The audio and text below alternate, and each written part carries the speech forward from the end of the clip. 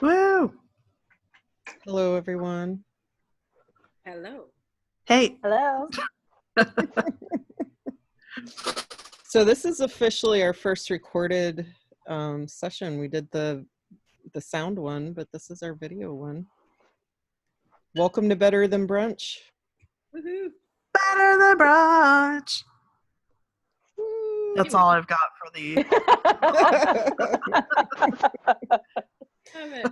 We need an entire theme song. Better than brunch with Cass and Tosh and Denise and Charish.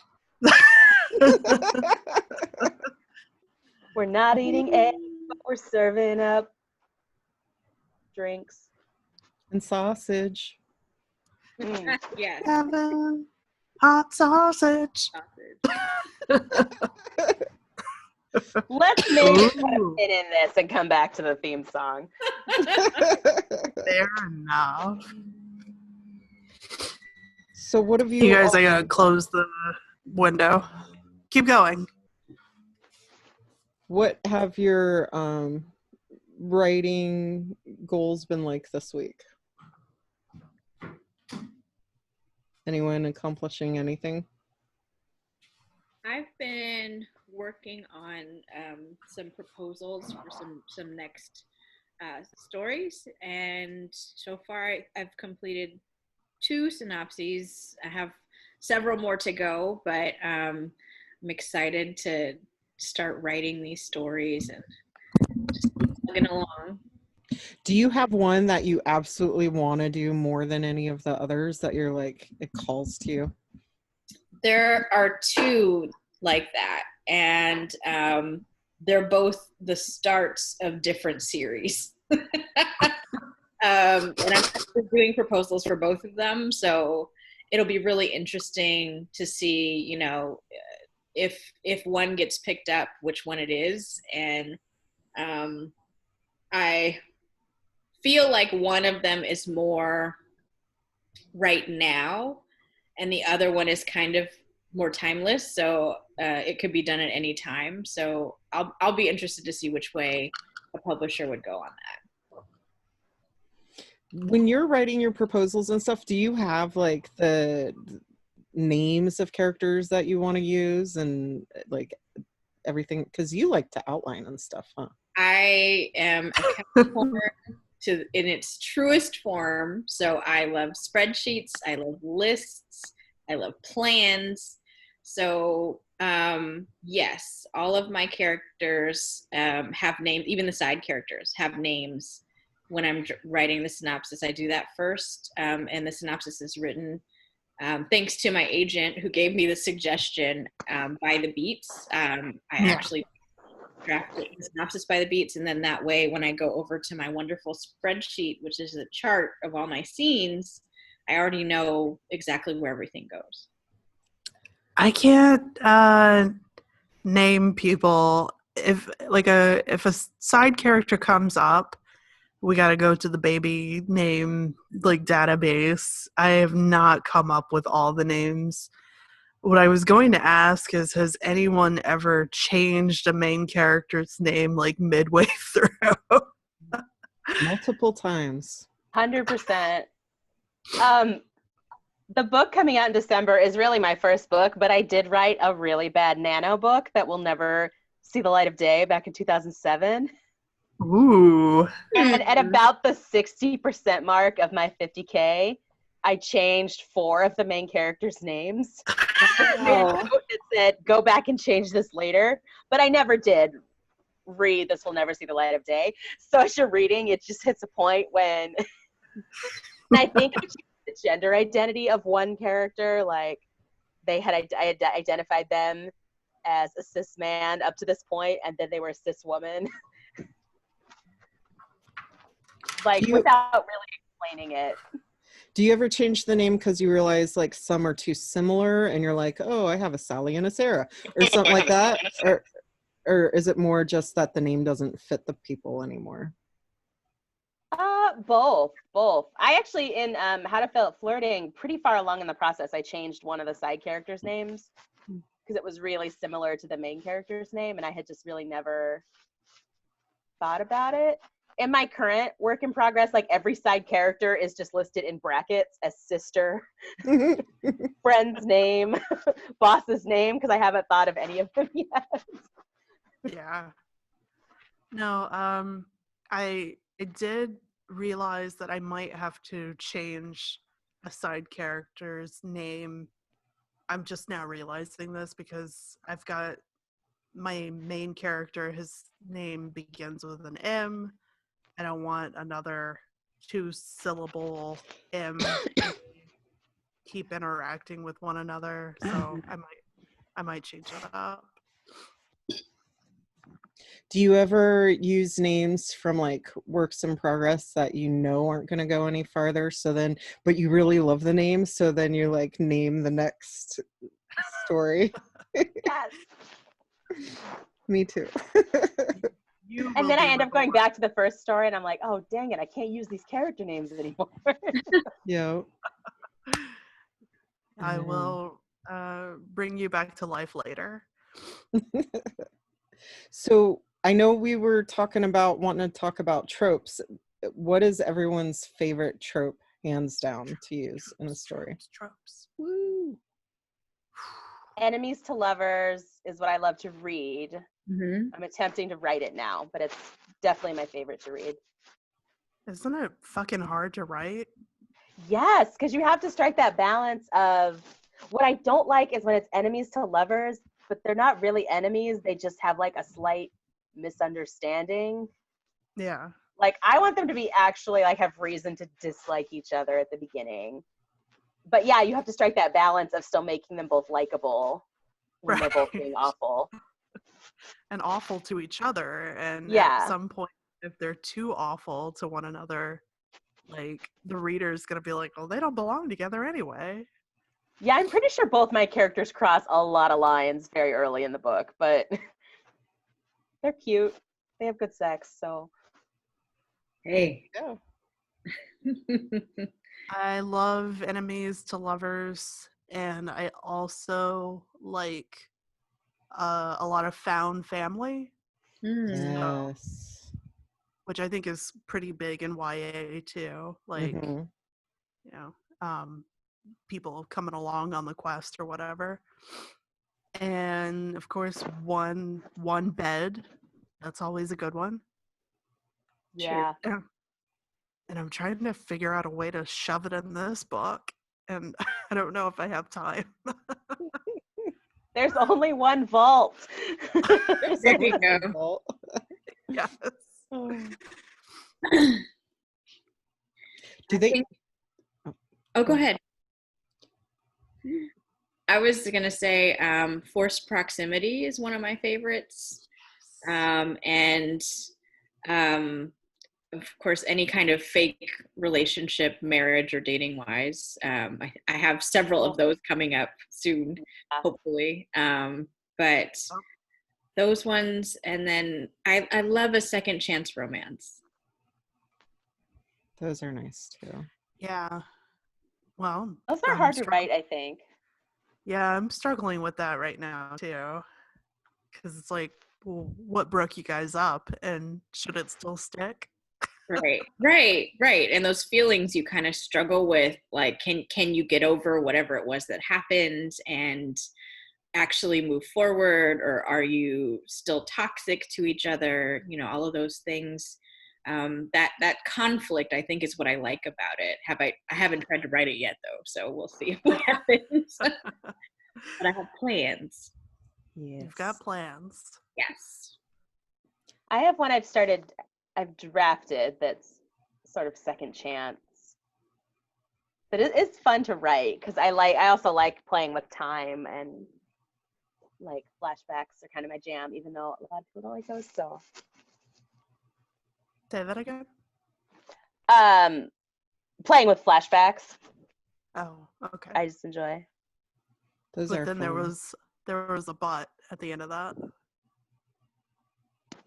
Did you say I don't but remember. you're not really good at them? What's that? Did you say you're not really good at them? Is that what you said at the end? No, I love them. I don't know if everybody always loves them. Like flashbacks are one of those things that is controversial sometimes, but Apparently it is. Like, I've never written one, but everybody has a tweet about, like, don't do it. And I don't, yeah. I That's why enjoy reading them if they're done well. So, yeah. Mystery is a genre that does flashbacks really well. I read a lot of, they call them domestic thrillers, but it's just mystery. And they do that stuff back and forth all the time, and it's really good. Yeah. It's What like about- the same people as the ones who can't stand prologues or say never write a prologue. But then when you actually see them in the book, they're usually a very entertaining part of the beginning of the story. I Right. always love a good prologue. Sets it up in a small amount of time. For Yeah. What are your favorite and tropes, Cass? Mine? Yeah. I have to say the enemies to lovers and the found family are definitely good ones, especially for kidlit, because then you get that rival, which happens all the time in high school. Yeah. And then, found family is always great because if the family situation at home isn't at the best, like you can expand on how you can create that for yourself, which I think is a great thing for kids to have. Another thing I really love though is unreliable narrators, because my favorite characters are morally gray characters. So like when you get Whoa. those things where you're not quite sure if you should be believing what is going on or not, I think that's always an interesting twist to the story. Yeah.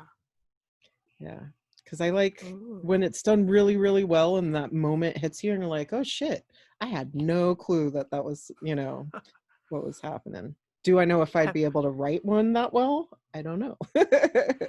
But I think we've got like a common thread here, the things that we really, really like reading, but like are still kind of antsy about trying ourselves, or Yes. or we recognize the difficulty in crafting that kind of stuff. yeah, I love writing people who are right on the edge. Like the morally gray part, I have no problem writing whatsoever. I'm a great person, but I love writing horrible people. But like the unreliable narrator part, I'm not quite sure about yet. But Yeah. it'd be fun to try and do something along the lines. I also don't know that that's necessarily, I don't know. I mean, do you get a lot of unreliable narrators in fantasy? I'm not quite sure. That's more along the lines of like thrillery mystery kind of stuff. Yeah, it works really well in mystery, of It works course. well in crime fiction too, Yeah. Yeah. mhm. I say you don't see it very often in romance that I can think of. unless it's a No. grizzled character. Hey, my grizzled ex Joe Top Chart is very self-aware. You People gotta are make them unreliable. clamoring. People are clamoring for this character on Twitter. you've created a demand. You have. Joe It Top needs to Chart. happen. Maybe we'll write a short story of Joe Chop Chart during an episode and Yes. Yes. Yes. do a giveaway. That would be amazing. Love it. Charish could pen their hit song from his boy band years. I wanna suit you up all night. As it turns out, Joe Top Chart's career was cut short by copyright. Every time. Yeah. Every single time. Every single time. Love it. Speaking of copyright, I'm still angry about this, and I tweeted about it last night. Watching Gladiator, the composition is the same exact music as it was in Mission Impossible 2 and Pirates of the Caribbean. And Hans Zimmer, I'm going to say on this episode of this podcast, is a fucking fraud. So I don't know if he's litigious, if he likes to send out cease and desists on defamation of character. Taj, you're the lawyer. You tell me about it. but I say fuck him. I don't think there's anything illegal about that part. You could say that. If I call him a fraud and a phony. This is, side note, like a whole segment that is like weekly of who is Charish going to like call out, and it won't be anybody connected to To anything. We'll call that. it will be apropos of nothing. That's right. This is Charish's spotlight. Okay. And so this week it is Hans Zimmer. And apparently you're a fucking fraud. How about that? I have a really niche and obscure list of grudges. So who are we talking about next week? Oh no! I want to be surprised. Okay. Yes. Okay, fair. Who knows? At what point in the movie did you realize he was a fraud? I would say the very beginning scene where what's his face, Maximus Russell Crowe is fighting off the Germania people. It was that dun dun dun dun dun dun dun. It was the same pirates. And this movie came out before Pirates. So he lifted from himself several times. And Maybe then at one his signature, get out of here. So I guess if listeners have thoughts on this, I'll be interested if you get Hans Zimmer's canceled party trending on Twitter. But maybe listeners will have some comments. Maybe that's his version of an Easter egg. Yeah, maybe. Oh yeah. Just saying. Maybe. You don't even have to check the credits. You just know it's him. You just know. Maybe that's a bit of music that his romantic partner at some point really loved. And it's in every score as an homage to them. And you just shat all over it. Right. I love you on the screen. And it's this very touching piece of a moment. And you hate his love letter. and I hate his love. Oh, wow. Yeah. Your love is weird. His love was a fraud. It's horrible. Look, I said what I said, and I'm not taking it back. Love it. And I think that could be the name of the segment. Yes. I said what I said. And I'm not taking it back. Your grudges. All of that was just to say that there need to be more female composers in the Hollywood industry. Like, that was my original gripe, was that we don't have enough recognizable female composers out there who are doing interesting things. We got the same Danny Elfman shit, and he's great. Yeah, more women and more people of color, and they're just like every other facet of everything. Right. Yeah. Well, maybe after this, we'll look it up. Maybe Hans Zimmer has a program where there's mentorship to lift up or opening up avenues for traditionally marginalized composers, and you'll have to take back your that, or you're putting him on the spot to create it now. Well, I am a change maker. This is true. I'm sorry, that was a long tangent. It was a good one. It was a good one. It was fitting. Alternatively, what's your favorite soundtrack for a movie? Any movie ever? Any movie ever. Hans Zimmer. You're from Zimmer. I love you. What is the movie with all of the bending time change, and it's a Christopher Nolan one with all the guys. Inception? I liked Inception, and Hans Zimmer did that as well.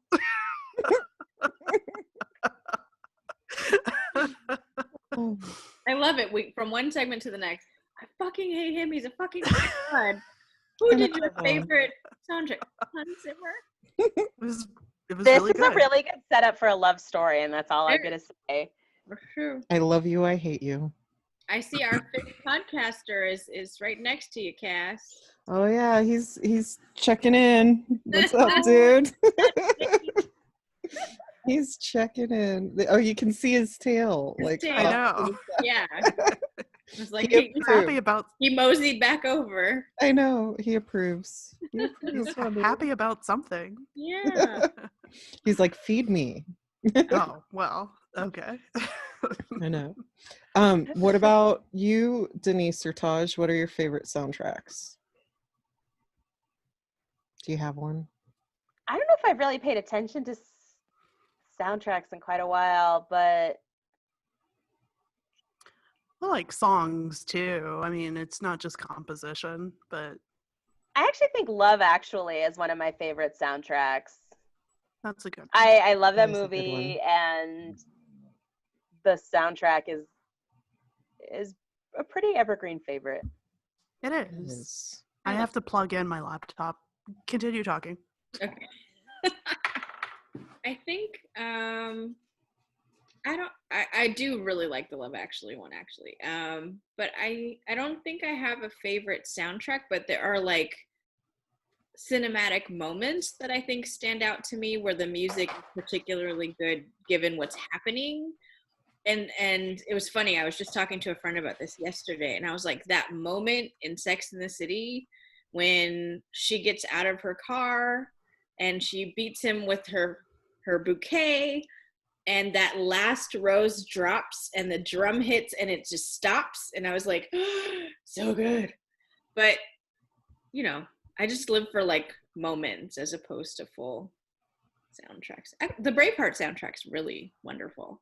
But That's a yeah. good one. It is.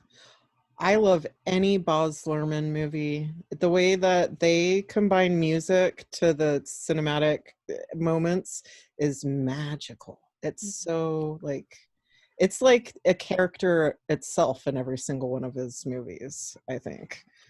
But Yeah. At that mention, you just took me back to Romeo and Juliet. right? Yeah. That soundtrack Oh. is fantastic. I think I still have that CD somewhere.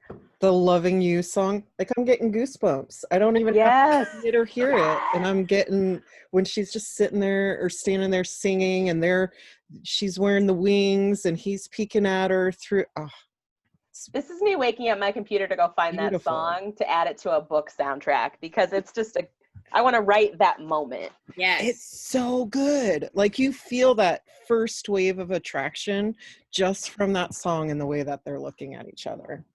It's perfection. And then all the songs in Moulin Rouge or The Great Gatsby, like it furthers the movies so much. Although I have to admit, as much as I love his movies, it took me about 5 times before I could actually watch Moulin Rouge, because the first 4 I felt like I was watching Tweakers like nonstop. Like like a movie about meth heads. And then after I got over the like the quick like shortcut scenes and everything, then I paid attention to the story and I'm like, this is clever. I like it a lot. It took a while though. Yeah, that movie is really manic.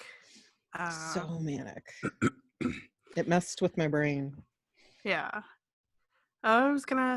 We were going to talk about like what are we reading this week, or Mhm. what have we been reading? yeah.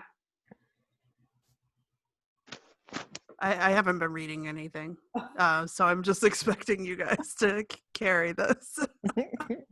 So I Um, just finished Sarah Smith's Faker, which was a treat for myself that I had been wanting to read, but I put myself on a moratorium until I had finished my edits for my manuscript. And so I just finished it, and I sent her a little message, and you know, I thoroughly enjoyed it. I love seeing women of color main characters, and just kind of her story was just really beautifully done. And I just started an arc by a certain someone in this group right now, Miss Denise Williams, How to Fail at Flirting, coming out in December 2020. Yes. Very Heck excited to dig into the story. Especially now that I told you where to find the first sex scene. I mean, you know, I try 969. not to jump straight there, but you know, There's some good lead up to it, but yeah. Yeah, I'm like halfway through chapter 2. I know all about her anger with Quentin, and like this, and it's nice because I haven't had time to really sit down and read, but I've told myself I'm dedicating time for that to be my nighttime bedtime story. So it's nice to get a couple of minutes. I'm hoping that either I can stay awake long enough to read more than I'm reading right now, or like when my husband comes home, I can get a little bit extra time before I'm fully exhausted in bed and can really sit and enjoy it. Because when I'm exhausted, like I love to read, but then I fall asleep within like 5 pages, and I'm like, I'm exactly the same. I'm like so into this book, and I'm like nodding. Yes. Yeah. I forgot. I'm also reading this book. I don't remember. Did one of you guys recommend this to me? Yeah. I have. Yeah. Recommended it. Okay. Yes. So I just started reading it, and it was funny. I posted this. It's Thinking Like a Romance Writer, the Sensual Writer's Source Book of Words and Phrases. Phrases. It includes 8,500 words and phrases. And I posted it randomly on my IG stories, and another romance writer was like, "What is that? I need it." And so I sent her like a couple pages just so she can see what it entails. But I love it. I actually bought a second one about words and phrases also, but I'm excited. What's on the cover? It's a flower, isn't it? It's a rose, yeah, but it leaves some questions, you know. I wonder what it would be thinking folds? like a YA writer. Some folds, not on that one. Some folds. But yeah, I do have a couple phrase books, and I love all the different ideas, but then I read some things and I'm like, who is writing this? Who says that? Yeah, it's true. Some of them are a little dated, like this one is really for I would say like historical romance. Yeah, I bought them too. I'm trying to see the name of the one I have. I can't see it over on my bookshelf, but I have two that they're contemporary, but just some of the phrases I like. I would fall out if somebody described a penis like that in a romance novel, and I would love it. Jimmy Dean. So literally, I read a bunch of the penis descriptions to some friends yesterday, and we just fell out at the descriptions. It's just. What's your favorite? I think Smoldering Rod stood out the most. Smoldering? Was it on fire? Apparently. Hot Rod. People are into different things, Cherish. Don't judge. Yeah. How about, let's see. Her fingers skated across the aching bulge in his pants is a useful descriptive phrase. Aching bulge. She massaged the hot, smooth column of flesh between her fingers and then leaned down and began licking the swollen head. So. Okay. Yeah, it's a helpful book. It's very helpful. It gives you great descriptions of face and hands and shoulders and skin and all these different things that you can describe, and even just voice and senses. So I've been scouring it quite a bit the last couple days. Yeah, it is really helpful. No, I definitely need to get into reading something for fun. So I think I should probably follow suit and start reading Denise's book in bed before I go to sleep. Do it. Go ahead. I was gonna say I did start reading a mafia romance, and then I kind of dropped it in the middle somewhere because this movie 365, everybody's like, where are these mafia romances? And I might not be into them. Like, I might not be a mafia romance person, but They're out there. They're definitely better written than the movie that we all watched. But I don't think it's for me. I think I had family that was in the mafia. Yeah. My grandfather tells me this story. When they came over from Sicily, they all migrated to Ohio and Chicago. And his uncle, so my great grandfather's brother, had a speakeasy during the 1920s, and it was in the basement of his establishment or house or something. Well, my grandfather, when he was a little kid, him and his cousins decided they wanted to buy BB guns, but they didn't have any money, so they went over to my great uncle's house and broke in and took money from their casino-y speakeasy thing and went and got BB guns and were out shooting the guns in some field. Well, my great uncle found out, and he sent a paddy wagon to go get them and pick them up. So my grandfather and his cousins all got put in a paddy wagon and brought back to the establishment and brought down into where they had this thing going on. And there were cops all in there, didn't give a fuck about anything that they saw, and made them cry and like just really beat it into them, that not literally physically, but beat it into them that like, you are not going to steal from your uncle at all, you know. And like he was just like, when he grew, because it didn't really click with him when he was young, but when he grew up, and what he told my dad was that like, there is no way that police would have been there and not like busted everyone unless they were like in on it. And if they were in on it, like really, who was this man? Who was his uncle? You know? And like, I don't know. I don't know, but it was an interesting story to say. Yeah. Oh, Yeah. you definitely have mobsters in your family.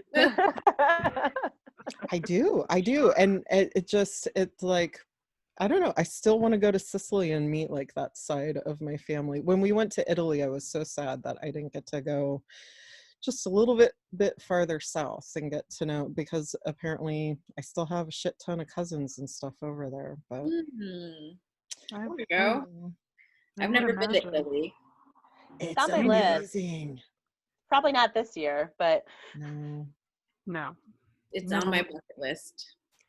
Noah got to go last year for like a team building thing for the university. They go to some Italian, well, it's not too far from Milan, but he didn't get to see Milan, and it was like out in the country, and it was Swedish work ethic. Like you have to be up at 7 a.m. to eat like 7:30 breakfast, so it was not relaxing at all. I got to see Milan for 10 hours. Most of that during sleep. Airport? Oh. Well, we got to the airport, we spent the night at a hotel, had breakfast, and got on a train down to Rome. Our timing was crazy on that trip, but it was pretty. The morning we spent walking around was really nice. But I would suggest you all go there. The food, everywhere we went in Italy, the food was out of this world insane. So good. Yeah, in all of Europe, I've literally only been to Heathrow twice. That's sad. It makes me very sad, honestly. I lived outside London when I was a kid, but haven't been back. Oh, wow. Back since then. You, Taj, you said you were on your way to Dubai? Yeah. Dubai for one of the trips and India for one of the trips. Okay. Yeah. So. Denise, were you an Army brat or? Air Force brat, but. Oh, okay. Yeah, we didn't have to move around a ton, but I was born in Tokyo, and then we lived outside London, and then moved to Southern California and then Nebraska. So. Oh. Interesting. Although my parents retired in Nebraska, and that's where I went to high school. That's like more than any other place, like that is a hometown to me. Yeah. But yeah, I do wish I remembered a little bit more about England and Japan. But Yeah. I can do what I'm reading. I haven't been a great reader lately. I am not reading my own book, but I do. Why not? I got to. I wrote a synopsis because I got to a stopping point on my book where I have to write the end, and I don't know what the end is going to be yet. So I decided to, go back and actually write the synopsis and plot it out with 15% left to go, which is not my normal process, but it kind of worked for this. So I just took off the other night and I read all of Sarah Smith as well, her new one, If You Never Come Back. It's a novella, and it is like the rest of her writing, like it's very hot and very like sweet and sentimental, and it's fantastic. I devoured it in one night. I'm about to start either The Boyfriend Project or Kristen Higgins' new book, Always the Last to Know. They're both next up in my TBR, and then I have an arc for Rosie Dannon's The Roommate that I'll dive into after that. So trying to like tackle my TBR, which I have not been great at, which is helpful because my laptop doesn't work. I shared with everybody earlier, the middle keys just broke. So it's hard to write anything useful without RT, FG, VB, or 4. Yeah. So I can't just like sit on my couch with my husband and like pretend to be writing. So I'm like, oh, I could read. Okay, so what I need to read next is Coco Thrift wrote a paranormal romance called The Companion Witch. And the cover, well, you can't see it, but it's beautiful. Sorry. My phone. I feel like an old person. My phone. That's right there. Oh. Yeah. And then I need to finish Joanne Shoop's The Prince of Broadway. And then I've got to read Denise is failing at flirting, but also this collection, He's Come Undone. Oh, it's so good. Is it? Okay. Mm-hmm. Yeah. So I need to actually work on reading some of this shit that I keep buying. So literally, I just ordered a huge order of books. I think it's like 14 books. It's because I was on a reading moratorium. I loaned out a bunch of books to my mom and then to another writer friend. Hi, Anna. But I was like, ooh, well, there's a lot of stuff that just came out. I need this. And then I also bought some books on anti-racism, and I'm just like building my library right now. And hopefully I get to my TBR pile, but there's more than 40 books in my TBR pile. It's now 54, I guess, but I don't count. Yeah. At one point I was like, oh, it's almost to the ceiling. I guess that means I need to get on it. Yeah, and there's lots of good books that are coming out soon too. Kathy's Saving Ruby King is next Tuesday. I can't wait for that. And then I just got You Should See Me in a Crown, which I need to read. And then my friend Lori, her book Forced of Souls, which has one of the most beautiful covers, I think, of this year. It's just so stunning. I believe that comes out June 23rd. And so there's definitely some books that I'm getting really excited about. And then my dear friend Kim's book is coming out next month. This Is My America. And I think that book is going to blow the socks off of people. It really talks about the systemic issues within the prison system and death row specifically.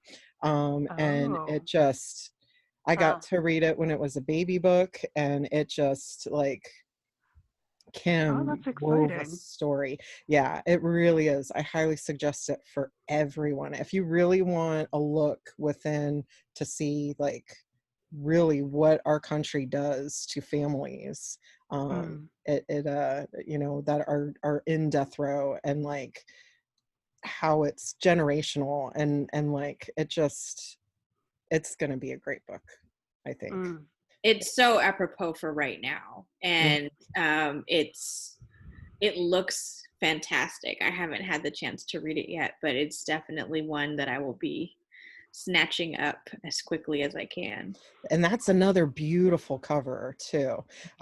It's just a beautiful black girl, and like the colors of the flag are sort of like in like what's the word I'm looking for, in her hair, like imposed. It just like lightly, yeah, superimposed in her hair, and like it's all the everything is just so pretty. Kim Johnson, by the way. I just said Kim, but Kim Johnson, This Is My America. Pre-order it if you haven't yet. Now I recognize what you're talking about. I have seen that cover. It's gorgeous. It's so gorgeous, yeah. There are some good books coming out this year.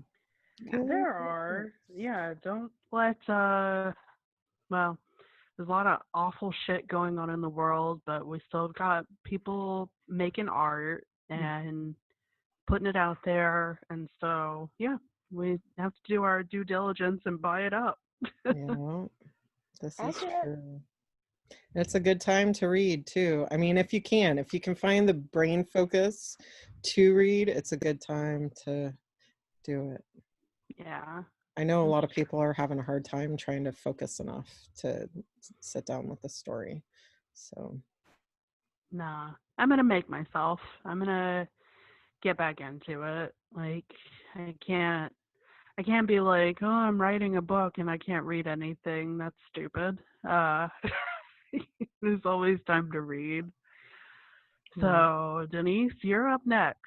Okay, well, I'm taking you to bed. Woo! You always are. Well, so guys, husband to make room for me. How do you feel about that, Denise?